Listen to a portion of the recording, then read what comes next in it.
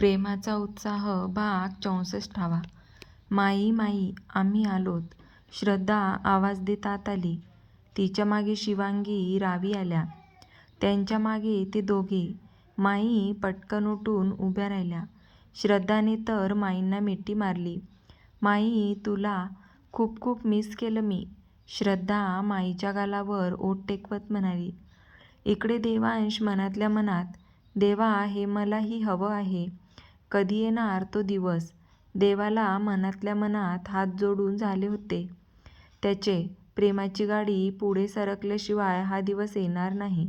हातपाय हलवा जरा. किती उशीर करणार आहेस तू? जर तुझ्या मनातल्या भावना तिला सांगितल्या नाही ना, तर मग बघच तू, चांगलं स्थळ बघून लग्न लावून देईल. धैर्यशील धमकीच्या सुरात देवांशकडे पाहत हळूच आवाजात, फक्त त्याला ऐकू जाईल अशा आवाजात म्हणाला. हो, आता घाई करावी लागणार आहे. तू असं काही करणार नाहीये. मला वेळ तर दे. थोडी प्रॅक्टिस करायची आहे. तिच्यासमोर काय बोलायचं, कसं बोलायचं. तुझं झालं म्हणून लगेच असं वागू नकोस. नाहीतर मी माझ्या बहिणीला घेऊनच जाईल घरी, मग बस ओरडत तू. देवांशने त्याला धमकी दिली. Oh really? तू मला धमकी देतोस? धैर्यशील. हो, तुलाच. देवांश त्याला टशन देत म्हणाला. माईंनी शिवांगी आणि रावीला मिठीत घेतलं. तुम्ही तिघी नव्हत्या ना, तर मला अजिबात करमलं नाही. पुढच्या वेळी मलाही घेऊन जा बरं. मला इथे एकटीला या म्हाताऱ्या लोकांमध्ये अजिबात सोडू नका, माई नाटकी सुरात म्हणाल्या. त्या तिघींच्या चेहऱ्यावरून प्रेमाने हात फिरवला. माईचं बोलणं ऐकून देवराज, संजय, आत्या, रत्ना माईकडे पाहू लागले. सिरियसली आम्ही म्हातारे आहोत का? प्रश्नचिन्ह निर्माण झाला. हो माई, पक्का पुढच्या वेळी आपण सगळेच जाऊ, श्रद्धा म्हणाली. माई आम्ही दोघंही आलो आहोत मुंबईवरून. आम्हाला तर तू बघितलंही नाही. धैर्यशील नाराजीच्या सुरात म्हणाला आणि त्याच्या बोलण्याला देवांशने दुजोरा दिला. आता विसरा तुम्ही. इकडे तुमची जागा त्या तिघींनी घेतली आहे. तसे आधीपासूनच त्या रावी आणि श्रद्धा लाडक्या होत्याच. आता शिवांगीनेही जागा पटकावली. त्यामुळे आपल्या सगळ्यांची जागा आता थोडी कमी झाली आहे, देवराज हसत म्हणाले. आणि त्यांच्या बोलण्याला दुजोरा सगळ्यांनी दिला. तुम्ही पटकन रेडी होऊन या. पूजा करायची आहे, आत्या म्हणाल्या. हो, शिवांगी, श्रद्धा म्हणाल्या. माई आम्ही निघतो आता. घरी सगळे वाट पाहत असतील, देवांश म्हणाला. तसे माई लगेच म्हणाल्या. इकडची पूजा झाली की जा. मी सांगून ठेवलं आहे घरी. जा पटकन रेडी होऊन या. श्रद्धा रावीला घेऊन जा. शंतनू तू देवांशला तुझ्या रूममध्ये घेऊन जा, माई म्हणाल्या. तसे सगळे रूममध्ये निघून गेले. शिवांगीने गुलाबी रंगाची काठपदराची नऊवारी नेसली होती. साडीच्या काठावर सोनेरी जरतारी नक्षी होती. गुलाबी रंग तिला उठून दिसत होता. केसाचा अंबाडा घातला होता आणि त्यात गजरा माळला होता. हातात हिरव्या बांगड्या आणि त्यात सोन्याच्या बांगड्या. नाकात नथ घातली होती तर कपाळावर चंद्रकोर टिकली लावली होती. गळ्यात मोठे सोन्याचे मंगळसूत्र होते. हलकासा मेकअप केला होता. सजलेले तिचे रूप पाहून धैर्यशीलची नजर तिच्यावरून हटली नव्हती. तो रेडी होऊन ड्रेसिंग रूममधून बाहेर आला आणि आरशासमोर उभ्या असलेल्या शिवांगीकडे नजर गेली. तीच नऊवारी साडीतून आणि दागिन्यामधून अस्सल मराठमोळ्या सौंदर्य खोलून दिसत होतं. धैर्यशील भान हरपून तिच्याकडे पाहत होता. त्याची पावले आपोआप तिच्याकडे वळली. एक एक पाऊल टाकत तो तिच्या मागे येऊन उभा राहिला.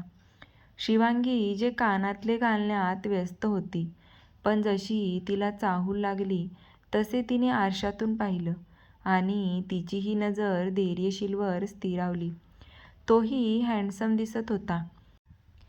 गुलाबी रंगाचं तितर, त्यावर पांढरं कुर्ता, गळ्यात सोन्याची चेन, एका हातात सोन्याचे कडे. दोघेही अनानिश नजरेने पाहत होते. काही क्षण एकमेकांच्या नजरेत हरवले होते. लगेच भानावर येत धैर्यशील तिच्याकडे पाहत म्हणाला, आज माझी क्यूट बायको खूप जास्त सुंदर दिसत आहे. पण काय? तिने आतुरतेने विचारलं. त्याने तारीफ केली की हिच्या चेहऱ्यावर एक वेगळाच नूर येतो. शेवटी काय तर नवऱ्याने तारीफ केली तर जो आनंद असतो तो शब्दात सांगता येत नाही. त्याच्याच तर साठी ती नटलेली असते. इतकी मेहनत घेतलेली असते. काहीतरी कमी वाटत आहे. धैर्यशील म्हणाला, काय कमी आहे शिवांगी? बस 1 मिनिट थांब. तू डोळे बंद कर. जरा मी आलोच, तो म्हणाला आणि ड्रेसिंग रूममध्ये गेला. जिथे त्याने लॉकरमधून एक लाल रंगाचा बॉक्स काढला. तो ओपन करून त्यातून त्याने कोल्हापुरी साज काढला. बॉक्स ठेवून देत लॉकर बंद केला. पुन्हा येऊन तिच्या मागे उभा राहिला. त्याने कोल्हापुरी साज तिच्या गळ्यात घातला होता. खूप सुंदर. धैर्यशीलने मागून तिला मिठीत घेत खांद्यावर हनुवटी टेकवत आरशात पाहत म्हणाला. त्याच्या आवाजाने तिने हलकेच डोळे उघडले. तिची नजर गळ्यात असलेल्या त्या कोल्हापुरी साजवर पडली. तसं तिच्या तोंडून आपसुकच शब्द निघाले, खूप सुंदर आहे. आवडलं तुला? आरशात तिच्याकडे पाहतच त्याने विचारलं. हो, खूप छान आहे. शिवांगी त्या साजवरून हात फिरवत म्हणाली. अहो, आपण जाऊया खाली. सगळे वाट पाहत असतील. तुम्ही असेच पाहत बसाल तर उशीर होईल ना आपल्याला. शिवांगी हळू आवाजात म्हणाली, तू सुंदर दिसतेस इतकी की माझी नजरच हटत नाही तुझ्यावरून. काय करू मी? तो तिच्या लालचुटूक ओठांकडे पाहत म्हणाला. लिपस्टिक जरा डार्क लागली आहे. थोडी लाईटली करतो, धैर्यशील म्हणाला आणि तिला स्वतःकडे वळवून लगेचच तिच्या ओठावर ओठ ठेवला आणि काही क्षणात बाजूला झाला. हा बघ, आता लिपस्टिक बरोबर झाली आहे. धैर्यशील तिच्याकडे पाहून डोळे मिचकावत म्हणाला. त्याच्या बोलण्याने ती मात्र गुलाबी गुलाबी झाली होती. शिवांगीचे गाल धैर्यशीलच्या प्रेमाने लाल झाले होते. लाजून तिने नजर खाली केली होती. शिवू, तू जर अशीच लाजत बसलीस तर आपण रूममधून कधी बाहेर पडणार? तुला तर माहीतच आहे ना, तू अशी लाजतेस तर माझी विकेटच पडते. चल आता पटकन. त्याने तिचा हात पकडला. तिला घेऊन रूममधून बाहेर पडला. जसे ते दोघेही पायऱ्या उतरून खाली येऊ लागले तसे सगळ्यांची नजर त्या दोघांवर अडकली. दोघंही खूप सुंदर दिसत होते. माईंनी तर कडाकडा बोटं मोडली. लक्ष्मीनारायणाचा जोडा दिसतोय. कायम असंच आनंदी आणि सुखी राहू देत. माई त्या दोघांना पाहत म्हणाल्या. दोघंही पायऱ्या उतरून खाली आले. शिवांगी माई जिथं उभ्या होत्या तिकडे गेली तर धैर्यशील देवांशच्या चेहऱ्यावरचे भाव पाहून त्याच्याकडे गेला. देवांशची नजर श्रद्धावर खिळली. श्रद्धानेही आज साडी नेसली होती, लाल रंगाची, जरी काठाची सुंदर बारीक नक्षीकाम असलेली साडी तिने नेसली होती. श्रद्धावर खुलून दिसत होती.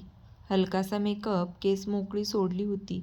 गळ्यात बारीक पण सुंदर नेकलेस घातला होता. देवांश तर तिच्याकडे भान हरपून पाहत होता. जेव्हा धैर्यशीलच्या आवाजाने तो भानावर आला. एकटं कसं पाहू नकोस, सगळे आहे तिथे. माझी बहीण खूप सुंदर दिसते ना, धैर्यशीलने म्हटले. तसे देवांशनेही दुजोरा देत म्हणाला, हो, खूप जास्त. लवकर लवकर काय तो निर्णय घे, नाहीतर बघ हा तिच्यासाठी मुलं बघायला सुरुवात करू. धैर्यशील देवांशला मुद्दामून चिडवत म्हणाला. हो रे बाबा, जरा मला स्वतःला तरी तयारी करू दे. असं कसं तिला मुलं बघायला सुरुवात करणार? त्याआधीच ती देवांशची होईल. देवांश त्याला टफ लुक देत म्हणाला. माई, आत्या आणि श्रद्धा शिवांगीची तारीफ करत होत्या. शिवांगी खूप सुंदर दिसते बाळा. आत्याने प्रेमाने शिवांगीच्या डोक्यावरून हात फिरवला. थँक्यू आत्या, शिवांगी हसत म्हणाली. गोड हसलीस की अजून जास्त छान दिसतेस. अशीच हसत राहा, तुझ्या चेहऱ्यावर हसू छान दिसतं, आत्या म्हणाल्या. हो आत्या, आणि हे हसू तर तुमच्यामुळेच माझ्या चेहऱ्यावर आहे. मी शब्दातही सांगू शकत नाही. या परिवाराने मला कधीच एकटं असल्याची जाणीव करून दिली नाही. शिवांगी भावूक होऊन म्हणाली, हे शिवांगी, प्लीज आज नको हा रडू. आज नवीन वर्ष आहे. आत्ताच आत्या म्हणाल्या ना की तू हसताना छान दिसतेस, मग लगेच कशाला रडू यायला हवं. रावी शिवांगीच्या खांद्यावर हात ठेवून म्हणाली, चला पूजेची वेळ झाली. माई म्हणाल्या आणि सगळे जिथे गुढी उभारली होती तिथे सगळेजण जमा झाले. आज गुढीची पूजा नवीन लग्न झालेल्या जोडप्यांकडून. देवराज म्हणाले. तसे दोघेही त्या गुढीसमोर ठेवलेल्या पाटावर बसले. माई जसं जसं सांगत होत्या तसे तसे ते दोघेही पूजा करत होते. गुढीला हळदी कुंकू वाहून गुढीसमोर नारळ ठेवला. कडुलिंबाच्या पानाबरोबर गूळ ठेवला. त्याचबरोबर पेढे ठेवले. दोघेही मन लावून पूजा करत होते. शंतनूने त्या दोघांची पूजा करतानाचे बरेच फोटो काढले. पूजा झाल्यावर त्या दोघांनीही मोठ्यांच्या पाया पडले. नववर्षाच्या शुभेच्छा दिल्या. घरातले बाकीचे सगळे मग पाया पडले. भाग 75. गुढीपाडव्याची पूजा छानरित्या पार पडली. शिवांगीचे रूप नऊवारी साडीमध्ये खुलले होते. त्या धैर्यशीलची नजर राहून राहून तिच्यावर जात होती. रावी आणि देवांश सगळ्यांचा निरोप घेऊन वाड्यातून बाहेर पडले. कारण घरीही पूजा करायची होती. गुढीला पुरणपोळीचा नैवेद्य दाखवला. आज स्वयंपाक लवकर केला होता. गुढीला नैवेद्य दाखवून सगळे सरनोबत हॉलमध्ये येऊन बसले. शिवू, तू तर मला विसरलीस. 2 दिवस मुंबईमध्ये गेलीस तर काकाची आठवण नाही आली ना तुला? संजय मुद्दामून शिवांगीला चिडवत म्हणाले. संजू काका, तुला विसरणं शक्य तरी आहे का?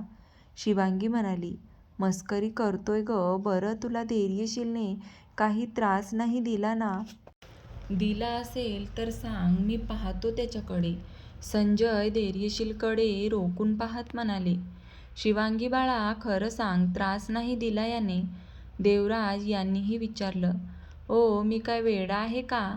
इथे आपल्या घरात 2 डॉन असताना मला काय हौस आली का तिला त्रास द्यायची? धैर्यशील संजय आणि देवराज यांच्याकडे बारीक डोळे करून पाहत म्हणाला. काका, बाबा, बाई तुम्हालाच डॉन बोलत आहे. शंतनू आगीत घी टाकण्याचं काम करत म्हणाला. आग लाव्या, गप्प. धैर्यशीलने शंतनूवर असं काही जळजळीत कटाक्ष टाकलं की बस. पण शंतनू तर शंतनू, तो कसला गप्प बसतोय? त्याच्याकडे पाहून हसत होता आणि जीभ दाखवून चिडून दाखवत होता. धैर्यशील त्याच्याकडे पाहत उठून उभा राहिला. तसा शंतनूही पटकन उठला आणि पळू लागला आणि त्याच्या मागे धैर्यशील पळाला. हा गेला आता. श्रद्धा हसतच म्हणाली. वहिनी, हे दोघेही टॉम अँड जेरी आहेत. लहानपणी पण असंच होते आणि आताही असेच आहेत. काहीच फरक नाही पडला या दोघात. श्रद्धा शिवांगीला सांगत होती. श्रद्धाचे बोलणे ऐकून शिवांगी त्या दोघांकडे पाहत असली. दोघेही सोफ्याभोवती गोलगोल फिरत होते. शेवटी धैर्यशीलने त्याला पकडलं आणि पकडल्या पकडल्या पाठीत धपाटाही दिला. माई, तुझा हा नातू बघ कसा मारतोय मला. शंतनू स्वरात ओरडून म्हणाला. मग तू कशाला कळ काढली त्याची? बसला होता ना तो शांत. माई हसतच शंतनूकडे पाहत म्हणाल्या. माई, काय ग, मला वाटलं तू माझी बाजू घेशील. तू तर याचीच बाजू घेतलीस. शंतनू नाटकी सुरात सूर लावत म्हणाला आणि त्याची नाटकीपणा पाहून सगळेच हसू लागले. माईंनी एक नजर आपल्या पूर्ण परिवारावर टाकली. आज त्यांच्या चेहऱ्यावर प्रसन्न हसू होते. मनातल्या मनात त्यांनी देवाचे आभार मानले. देवा, सुखी ठेव माझ्या परिवाराला. असे सगळे आनंदी राहू देत.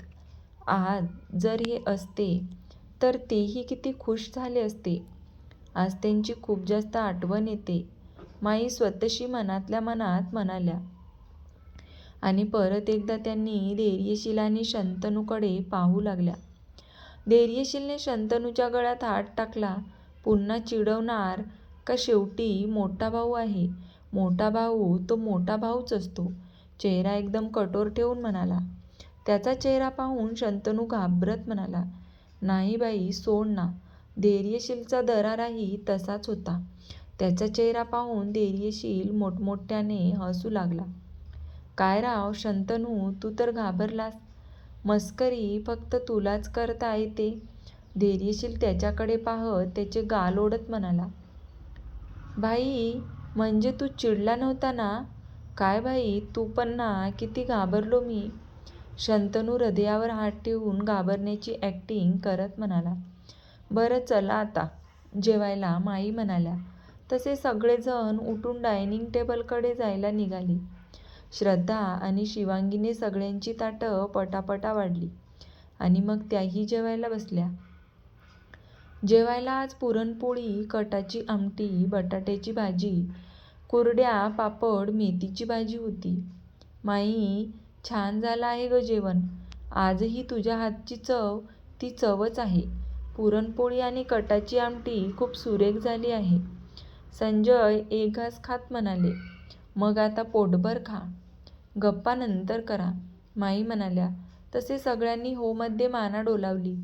मुंबईमध्ये तनाया भिलात त्या लोकांची सकाळ आत्ता झाली होती. डोकं धरूनच ते उठून बसले होते. अनायाने सगळ्यांसाठी कडक आल्याचा चहा केला होता. तुम्ही सगळे फ्रेश व्हा आणि मस्त आल्याचा चहा घ्या, बरं वाटेल, अनाया त्या सगळ्यांकडे पाहत म्हणाली. हं, आलोच फ्रेश होऊन, समर म्हणाला आणि वॉशरूमकडे निघून गेला. त्यामागे यश आणि क्रिशही गेला. तुम्हीही दुसऱ्या रूममध्ये जाऊन फ्रेश व्हा. जेवायची वेळ झाली आहे. मी ऑर्डर केला आहे. पटकन आवरून या आणि चहा घ्या, बरं वाटेल. दी प्लीज झोपू नकोस. 1 वाजून गेला आहे, अनाया म्हणाली. या लोकांचे हाल पाहून तो मात्र गालातल्या गालात हसला. इतकं सोपं आयुष्य नाही राहिलं तुमचं. प्रत्येक क्षणी तुम्हाला तुमच्या गुन्ह्याची आठवण करून देईल.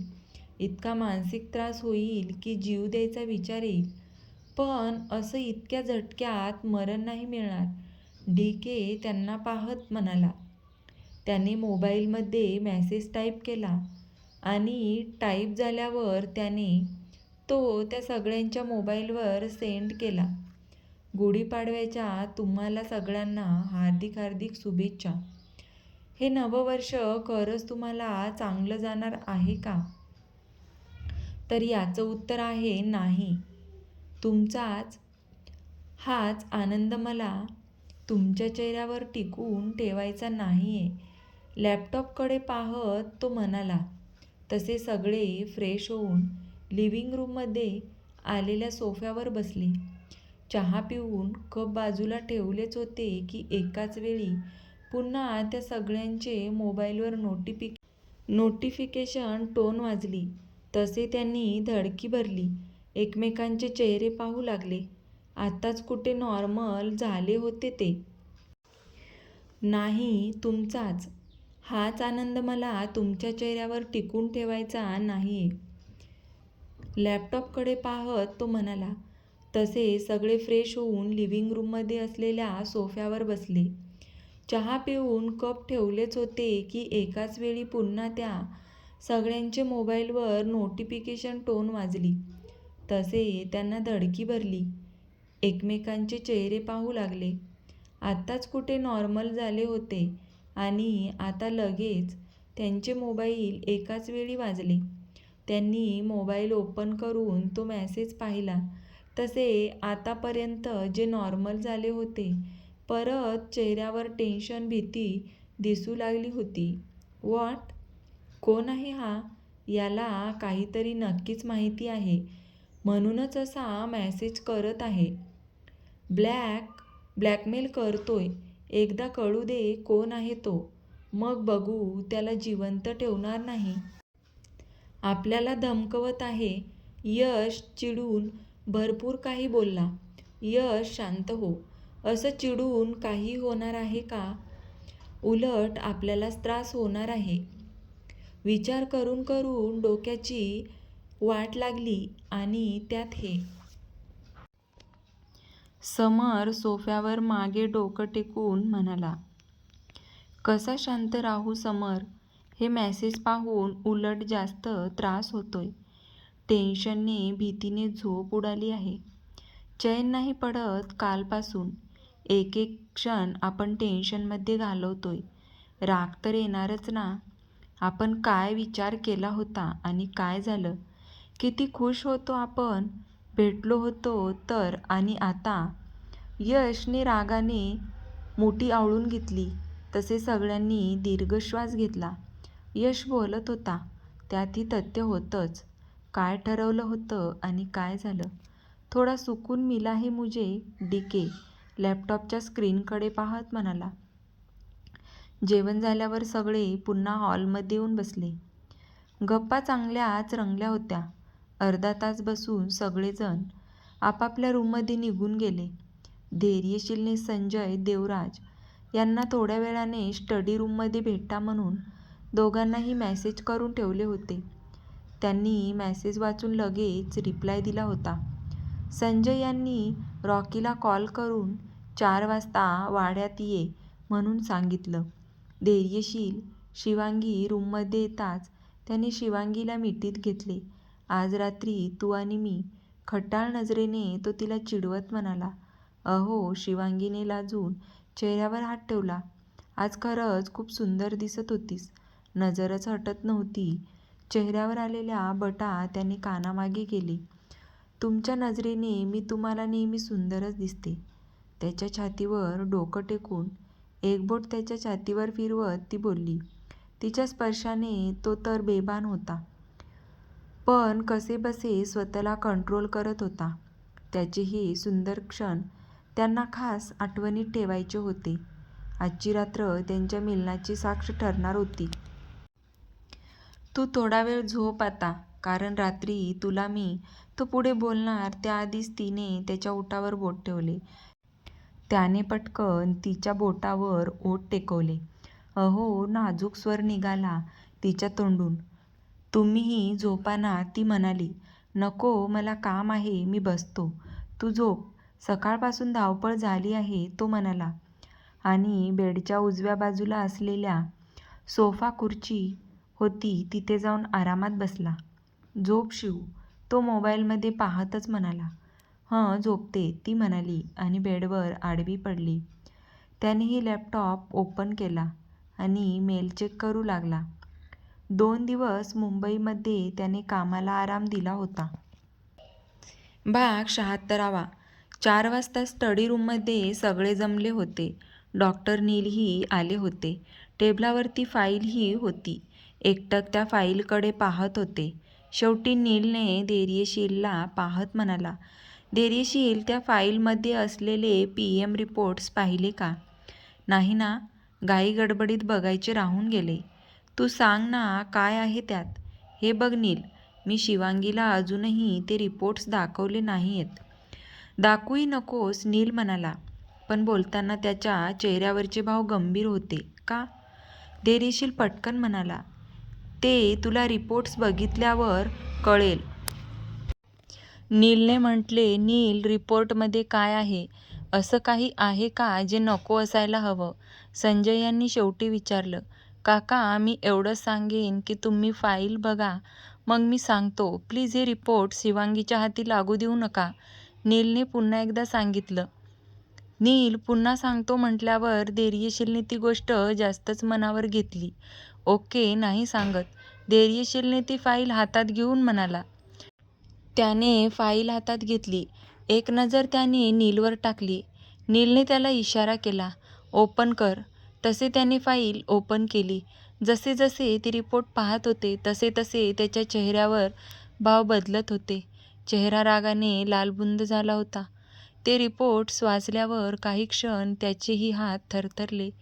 संजय, देवराज, रॉकी सगळेच धैर्यशीलच्या चेहऱ्याकडे पाहत होते.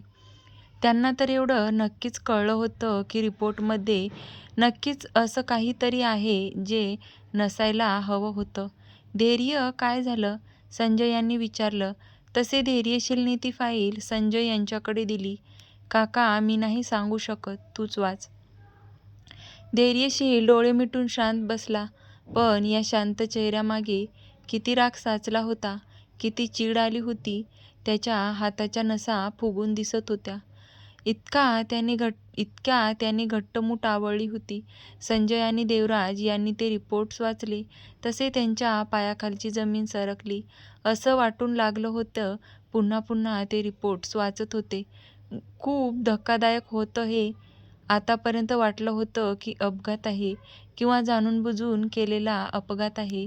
पण इथे तर प्री-प्लॅन केलेला मर्डर आणि बोलताही येत नाही असा तो शब्द होता. हे खोटं आहे ना? संजय अडखळत बोलले. का मी माझ्या दुःखात अडकून पडलो होतो. संजय रडू लागले. माझ्या मित्राला गरज होती पण अशा वेळी मी लांब होतो. संजय रडत म्हणाले, दादा प्लीज रडू नकोस ना. आपण त्या लोकांना शिक्षा नक्की करू. पण त्याआधी आपल्याला सगळं समजलं पाहिजे. त्या लोकांना क्रूर शिक्षा व्हायला हवी. मग असं खचून कसं चालणार? देवराज म्हणाले. ते संजय यांना सांभाळत होते. संजय यांनी स्वतःला कसेबसे सावरले. नील हे रिपोर्ट्स खरे आहेत ना? संजय यांनी विचारले. हो काका, हे ओरिजिनल रिपोर्ट्स आहे, नील म्हणाला. स्टडी रूममध्ये आता फक्त शांतता होती. काय बोलावं काही सुचत नव्हतं. असं काही घडेल याची त्यांना अजिबात कल्पना नव्हती. काका कुणी केलं असेल? इतकी वाईट का वागले असतील? धैर्यशील त्या फाईलकडे एकटक पाहत म्हणाले. संपत्तीसाठी, बदल्यासाठी माणूस आजकाल कुठल्याही थराला जाऊ शकतो. संजय काहीशा विचारात हरवले होते. काका तुला नाही कळलं आहे का? किंवा तुला कुणावर संशय आला आहे का? धैर्यशीलने विचारलं. हो, त्याबद्दलही बोलायचे आहे. रॉकी त्या 4-5 लोकांवर नजर ठेवायला सांगितली होती तुला. माहीतच असेल मी कुणाबद्दल बोलत आहे. संजय रॉकीकडे पाहत म्हणाले. हो बॉस, रॉकी. रॉकी काका म्हणजे? काका हेच तेच आहेत ना तुझा खास माणूस? धैर्यशील आटून म्हणाला. हो, तुला बाहेर घेऊन जायचा. तू जे जे मागायच्या त्यांच्याकडे ते घेऊन द्यायचा तुला लहानपणी. संजय काहीसे हसत म्हणाले. रॉकी तू तर ओळखलं असशील याला? धैर्यशीलकडे पाहत संजय यांनी रॉकीला विचारलं. हो बॉस, तुमची सावली आहेत. तो कसं ओळखणार नाही? भलेही इतके वर्ष वाड्यात येणं जाणं झालं नाही पण प्रत्येकाची खबर मी ठेवत होतो. रॉकी हसत म्हणाले. धैर्यशील उठून रॉकीजवळ गेला आणि त्यांच्या पाया पडला. देवराज आणि संजय ते पाहून चेहऱ्यावर हसू आले. शेर कधीच झुकत नाही. रॉकीने त्याला खांद्याला पकडून उभं केलं आणि मिठी मारली. पाठीवर थाप देत खूप मोठा हो म्हणाले.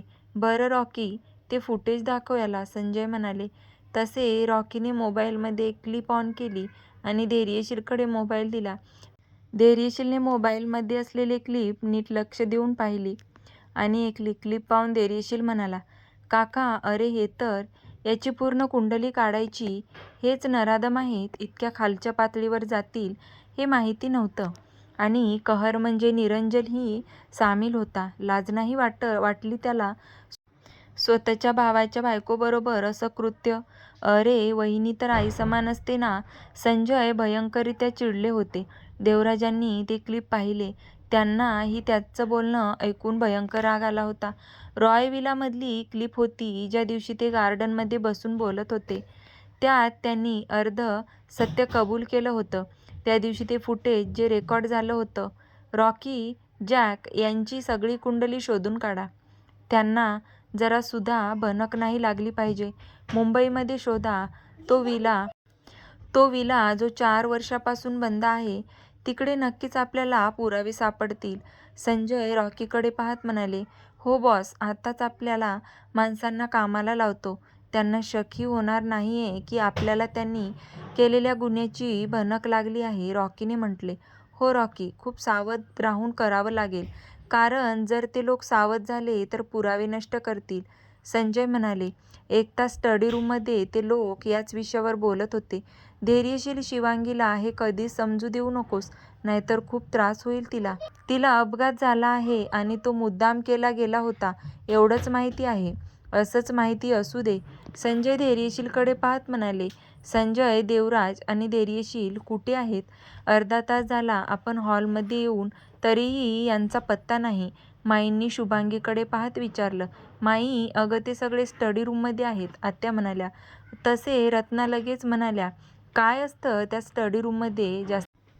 जास्तीत जास्त वेळ अर्धा स्टडी रूममध्ये जातो. रत्ना, त्यांनाच जाऊन विचार ना, म्हणजे तुला सगळ्या प्रश्नाची उत्तरे मिळतील, माई खोचक पद्धतीने म्हणाल्या. माई, मी सहज म्हणाले, रत्ना म्हणाल्या. तुझं सहज बोलणं म्हणजे एखाद्याला टोमणा असतो. माईंनी हसतच रत्नाला टोमणा दिला होता. इकडे आत्या आणि श्रद्धा दोघी गालातल्या गालात हसत होत्या. माई, तुम्ही प्रत्येक वेळी टोमणा मारत असता. आता मी फक्त म्हणाले ना, रत्ना नाक मुरडून म्हणाल्या. रत्ना, ती फक्त बोलतेच. माईंनी रोखून पाहिलं तशा रत्ना गडबडल्या. हा म्हणजे की बोलता बोलता फक्त एखादा टोमणा दिला. रत्ना यांनी पेपर समोर पकडला.